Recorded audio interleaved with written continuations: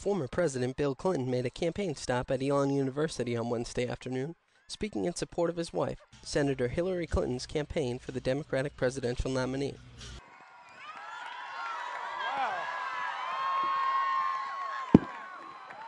Thank you very much, Elon. Thank you. Ladies and gentlemen, we had, or to be more specific, Hillary and the people of Pennsylvania had a great night last night.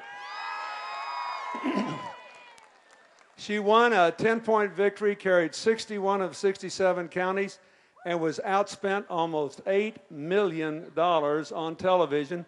And she won anyway because the people who need a president thought she would be the best to turn the economy around, the best to bring our troops home from Iraq, to rebuild our military, to take care of our veterans, the best change maker to give the young people of this country a brighter future. I'm very grateful to them, and I hope North Carolina will follow their lead. Thank you very much for being here today. You know, I love coming to this place for one tiny reason and one big reason. The tiny reason is that I'm a crossword nut. And I read a study that says once you get past 50, if you do a crossword puzzle, a Sudoku puzzle, or a set of math problems every day, you cut your Alzheimer's chances by 50%.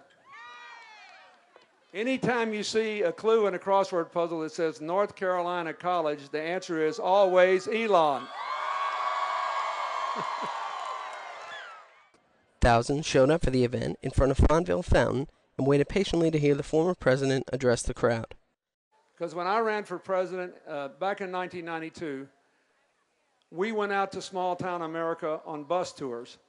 And on the last bus tour, we had a magnificent rally right here on this campus that I will remember for the rest of my life. And but I have to tell you, when I was here before, it wasn't a beautiful day like this, and I didn't get to walk across the campus to meet you.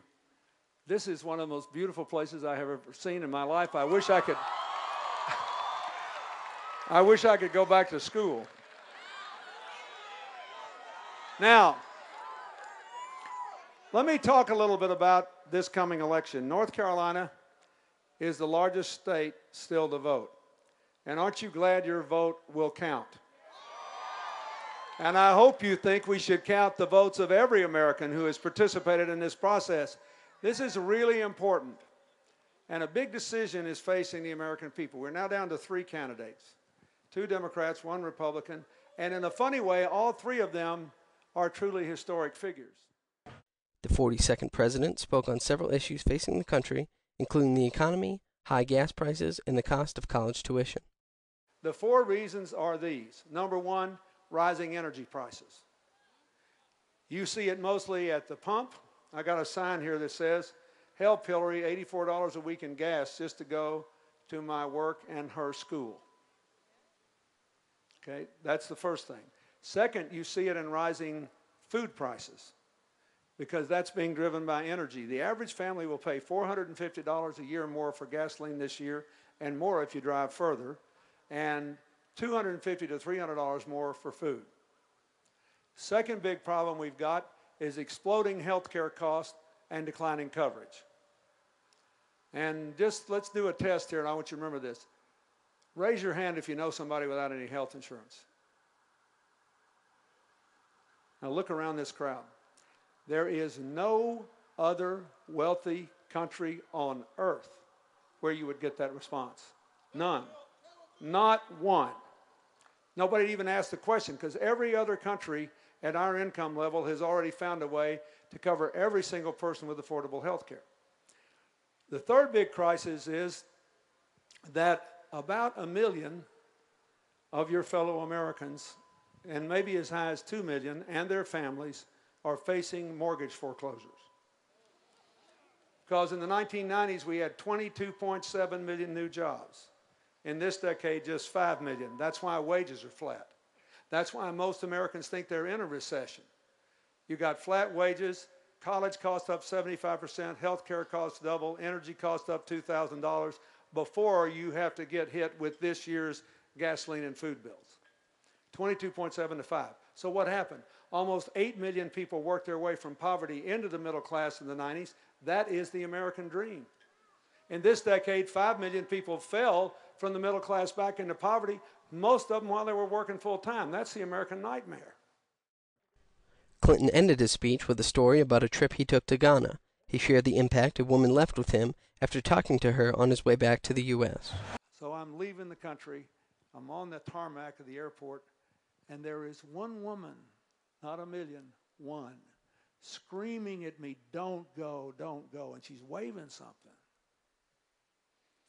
So she comes up to me and she said, "Because you supported an Africa Growth and Opportunity Act to buy products that we make," which, by the way, everybody in America supported. It didn't do anything to hurt our economy. She said, "I'm one of 400 women that have jobs in our community for the first time. We never got a paycheck before. And as a result, all of our children are in school for the first time, not working. So we make shirts.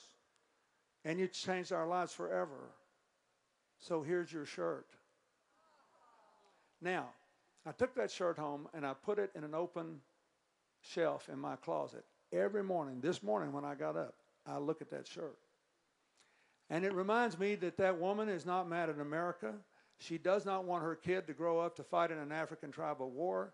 She does not resent that we make more money than her because she believes that we want a shared future. That's what America and the world needs: shared prosperity, shared opportunities, shared responsibilities across all racial and religious and gender and age lines. And the point I wish to make here is this. I love speaking to that million people. But the woman with her shirt matters more. And that's why North Carolina should support Hillary for president. Thank you, and God bless you.